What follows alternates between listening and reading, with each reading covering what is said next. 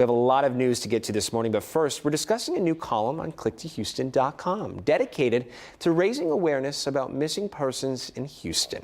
Joining me now is KPRC2 digital content producer Holly Galvan. Holly, good morning. Thank you so much for stopping by. Thank you for having me. So talk to us. What inspired you to launch this new column, Missing in Houston?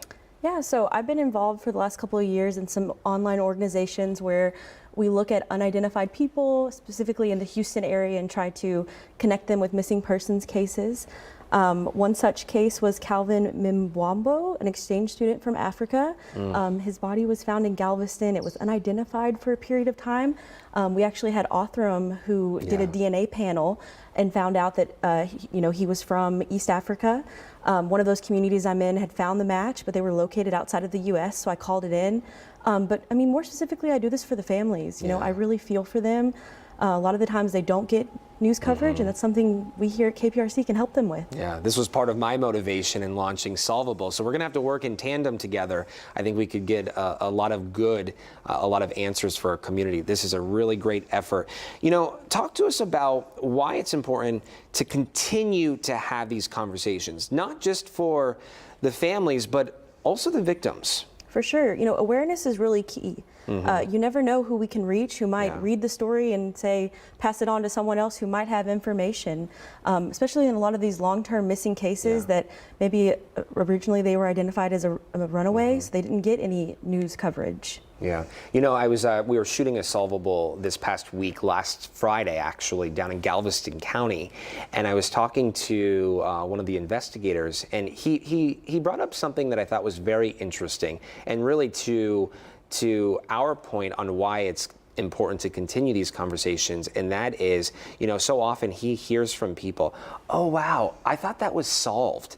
I thought we got answers in that cold case or missing persons case, only for them to find out they didn't. So again, another great reason as to why we need to continue these conversations. For sure. Yeah.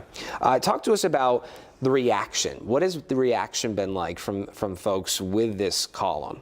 The reaction's been great. I mean, you know, most importantly, it's the reaction from the families that I really care about, you know, getting the word out.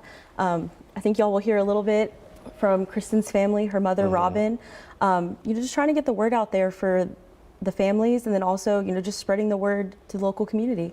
Yeah, someone somewhere knows something, and so having these conversations, reminding people that clearly these are not solved cases. We do not have the answers we're looking for, and so if you have some information that could help investigators, you know, please come forward. That's something that we could bring those answers to the family and to the detectives working these cases.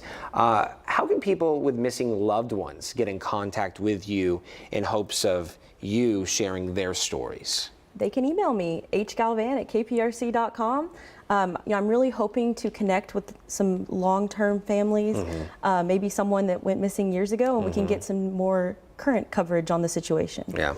Okay, Holly, thank you so much for joining us this morning. We do appreciate it. Thank you for having me. Yeah.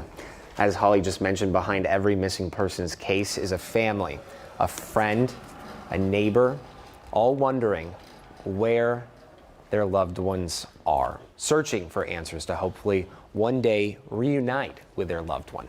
As Holly mentioned, if you or someone you know has a missing loved one, you can reach out to her via email at hgalvan@kprc.com. Every Monday, Holly will update Missing in Houston on our website, clicktohouston.com. 1,580 days. This is how long it's been since 15-year-old Kristen Galvan of Spring was last seen. Since her disappearance, her mother, Robyn Cory, has been raising awareness on the dangers of human trafficking. Robyn Cory is in Studio A with us this morning to share more on Kristen's story. Robyn, thank you so much for coming in. Thank you for having me. We do appreciate your time, especially talking about this extremely difficult topic. Tell us about your daughter, Kristen. Oh man, Kristen was the light of our world. She was super smart, honors classes. She was in JROTC. She aspired to be in the Army like my family. Just a light in our eyes. Funny, she was our family prankster. And she really was just a good kid. She loved babies, elderly people. she aspired to be great when she was older. When we said 1,580 days, that brings us back to 2019. Right. 2020, I'm sorry. 2020. Bring us back to that time period, even that day. Yeah. So Kristen disappeared originally in 2019. The misconception is, well, she was still in contact with me. That's the misconception? Well, the misconception is that she just disappeared. You know what I mean? But in 2019, she left, but she was still contacting me. And she met new friends at school full of empty promises. There's actual recruiters for the traffickers in our schools. Are these students? Are these faculty members? Students. Students. Students. Peers. Yes, peers. And Kristen began to hang out with a different crowd, and then I lost all contact with her. That's when I called police, and they listed her as a runaway. Again in 2019. Yes, 2019. And I said, you don't understand. You know, I was that mom. I had the passwords to all her social media. I'd begin ripping it apart. She had befriended a man who was actually FBI's most wanted in 2018. And so, you know, I gave all this information to them. And a week and a half later, HPD calls me, and they had picked her up on Bissonnette Street. Yes. A few blocks away from our station where we're sitting right yes, now. Yes. You know, you talk about being that mom that had all the passwords, was extremely involved, in control of your daughter's life. This has got to be excruciating, especially not having answers. Do you have any more answers today than then? No, none whatsoever. Law enforcement has given us 0 updates. You know, we have 4 convictions federally, and which is great. You know what I mean? We have 4 monsters behind bars, including a mother and son trafficking combo here in Houston. That happened recently. Yes. Yeah. Yes, February 14th of last year. And but as far as where Kristen is, nobody knows. Nobody knows. Do you believe she's still with us? I pray she is. I pray she is. I don't want to think otherwise. Yeah. I probably wouldn't have the courage to be here today if that was the case. What would be your message to her if she's able to see this? I really don't think she can. Either Kristen's being held captive or something horrific has happened to her. But if she is, you know, still with us, Kristen, come home. You know, there's no judgmental,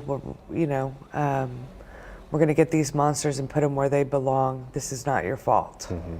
I know since her disappearance, you've obviously been extremely active in helping investigators, lawmakers. What do you want parents to know who say that this could not happen to me?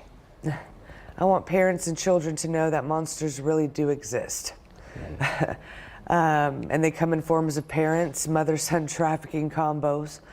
But they really do exist. We must be vigilant. We must be, you know, in our kids' business phones. But yes, monsters do exist. I understand you were recently honored at Houston City Hall for your work, for your advocacy work that you're doing in communities to help students, to help children, to help parents. What does this mean to you, and what is your hope with this work? Right. So when I began searching for Kristen on Bissonnette Street, I began recovering children myself. Oh my goodness. And, you know, this proclamation not only acknowledges, you know, our huge trafficking problem we have here, but it acknowledges that Kristen's story is the reason why Bissonnette shut down. Yeah. You know, my loud mouth and Kristen's story shut it down. And, you know, Mayor John Whitmire did admit that he knows other hot spots, you know, 45 and Airline. You know, they didn't stop human trafficking, they just moved it. And we really, you know, at this point, awareness, we should all be aware. What are we going to do to stop this from our children being sold? But, you know, this proclamation does bring awareness, and will forever honor Kristen and her courage to come forth about these traffickers and men. When you're out there working these streets, recovering these children, helping these children, do these children open up? Are they able to talk? Do they feel safe to hopefully say something that could bring answers to someone, a mom like you, looking for those answers? Right. So, you know, I've always asked around, you know, I have my little picture of Kristen, you know, as I started to do outreaches on Bissonnet too, and really got to know the girls out there and kind of the whole trafficking system, if you would. And, you know, I would ask them about Kristen, but these girls do open up, but there's virtually no help. Once you recover them, what do we do with them? Well, what happens next? There's nothing in place to help these victims. These survivors. These survivors, right?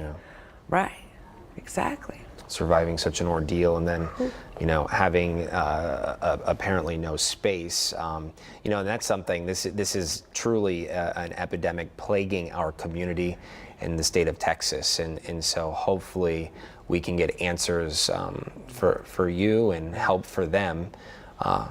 For these survivors. We so much appreciate you coming in this morning, Robyn. Thank you for your time. Thank you for having me. Absolutely. To read more about Kristen's story, head on over to our website. That's clicktohouston.com.